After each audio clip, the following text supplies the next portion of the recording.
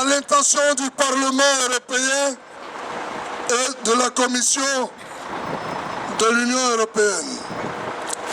Honorables parlementaires, mesdames et messieurs, nous, Ivoiriennes et Ivoiriens de toute région et de différentes obédiences politiques et religieuses, nous, Africains de différentes nations et de différentes sensibilités, nous, associations de défense des droits humains et partis politiques, nous, hommes et femmes de différentes parties du monde qui aimons la Côte d'Ivoire et qui croyons en la justice. Considérant la situation sociopolitique de la Côte d'Ivoire et conscient de la conspiration internationale conduite par la France contre la démocratie, la paix et la justice en Côte d'Ivoire. Nous sommes ici aujourd'hui devant la Commission européenne, non loin du Parlement européen, comme un seul homme.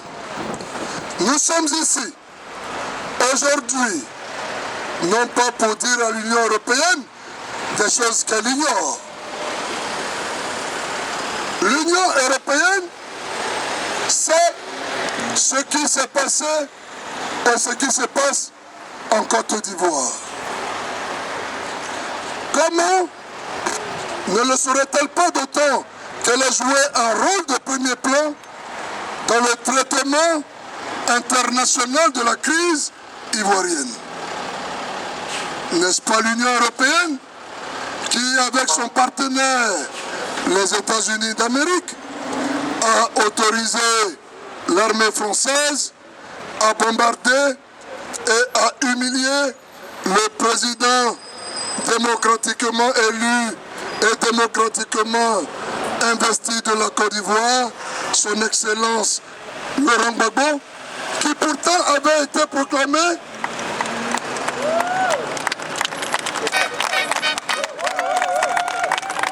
par le Conseil constitutionnel garant de la souveraineté du peuple ivoirien et juge suprême en matière électorale en Côte d'Ivoire. L'Union européenne n'a-t-elle pas vu, comme le monde entier, les rebelles de M. Ouattara pénétrer dans la résidence présidentielle avec l'aide de l'armée française et sauvagement assassiner le ministre d'État, ministre de l'Intérieur, Désiré Tagro, violenter la députée Simone Gbagbo, en demeurant vice-président du Front populaire ivoirien, et grièvement ensanglanté Michel Gbagbo, simplement parce qu'ils étaient respectivement ministres, épouses et fils du président légal dont la France ne voulait pas comme gouverneur de sa colonie.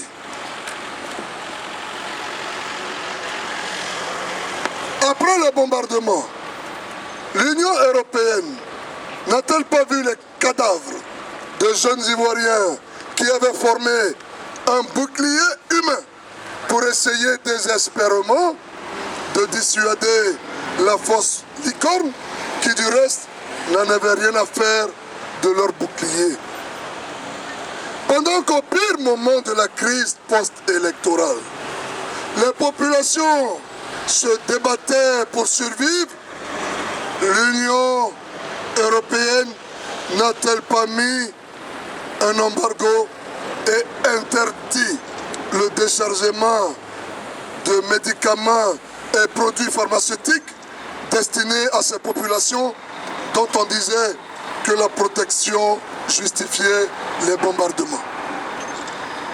Ce faisant, l'Union européenne n'est-elle pas allée trop loin en usant de moyens de pression aussi criminels et humainement inacceptables, dont le seul but était de laisser mourir les populations et obliger le président légal à céder la place à celui que la communauté dite internationale et la France avaient choisi.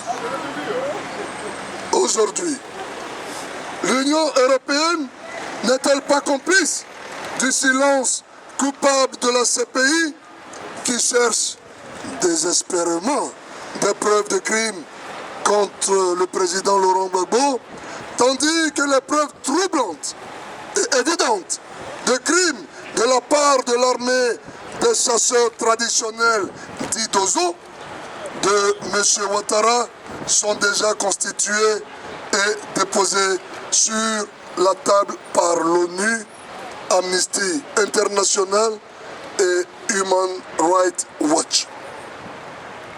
L'Union européenne n'a-t-elle pas ces rapports sur son bureau? Ces rapports qui révèlent les crimes et les violations de toute nature dont s'est rendu coupable ce régime sanguinaire et tribal dont l'armée des chasseurs traditionnels appelée Dozo ne répond à aucune norme internationale et dont la seule mission est de tuer et d'éliminer tout opposant aux démocrates d'une autre espèce que la France a imposé au peuple ivoirien. Malgré la dénonciation, avec des preuves irréfutables de crimes de toute nature, perpétrés par ces bandits et leurs chefs, l'Union européenne ne se satisfait-elle pas de timides condamnations, de principes sporadiques, comme si cela constituait la seule punition que ces ignobles personnages méritent? Alors, nous sommes ici, non pas pour dire des choses honteuses que l'Union européenne sait déjà depuis le début jusqu'à ce jour. Nous sommes ici, aujourd'hui, pour dire non. Pour dire non. Pour dire non à cette conspiration contre le peuple ivoirien et son président immoralement déchu et maintenu en prison. Nous sommes ici, aujourd'hui, pour demander à l'Union européenne et à la communauté internationale, cette organisation sans visage, de mettre fin à ce mensonge grotesque qui n'a fait que trop durer. Nous sommes ici, aujourd'hui, pour demander à l'Union européenne et à la communauté internationale d'intimer l'ordre aux dictateurs qu'ils ont imposés au peuple ivoirien de libérer immédiatement tous les prisonniers politiques détenus arbitrairement et torturés au vu et au su de la communauté dite internationale.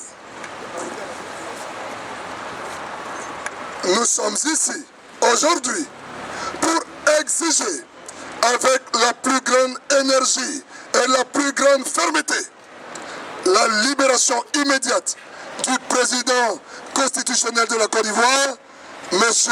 Laurent Gbagbo, de sa famille, Simone Gbagbo et Michel Gbagbo, et de tous les prisonniers politiques détenus arbitrairement en Côte d'Ivoire.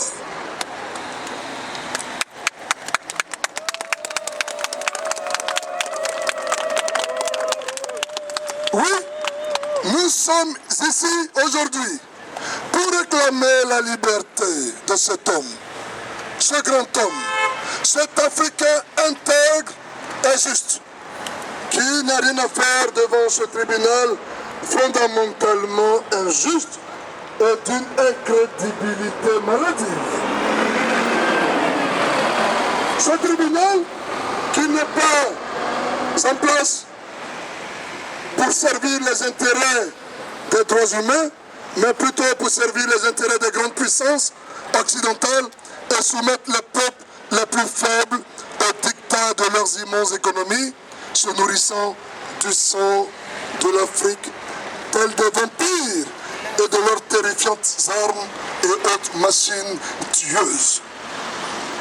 Nous sommes ici, aujourd'hui, pour poser une question que la Cour internationale qui recherche les responsables de crimes de guerre et de violations des droits humains n'a jamais posée. Cette question est: lorsque l'Union européenne a mis un embargo sur les médicaments pendant la crise, combien d'Ivoiriens sont morts par manque de médicaments et de soins? Et qui est responsable de leur mort? Pour finir, nous sommes ici aujourd'hui pour aviser le Parlement européen et la communauté internationale qu'en l'absence de satisfaction à notre exigence, nous n'attendons pas à en rester là. Nous userons de tous les moyens pacifiques et légaux pour contraindre la France, les États-Unis d'Amérique, l'Union européenne et la communauté dite internationale à exécuter ces exigences et à interpeller enfin les vrais coupables de crimes qu'ils connaissent bel et bien et qui bénéficient d'une impunité insolente. Pour les signataires de la motion, le MPR, le CEPAT, le CRI panafricain, les enfants de la Côte d'Ivoire, les amis du FPI, les femmes patriotes, CODECI, le CRI panafricain, le Conseil pour la résistance ivoirienne et panafricaine et les amis de la Côte d'Ivoire, les amis de Laurent Gbagbo. Je vous remercie.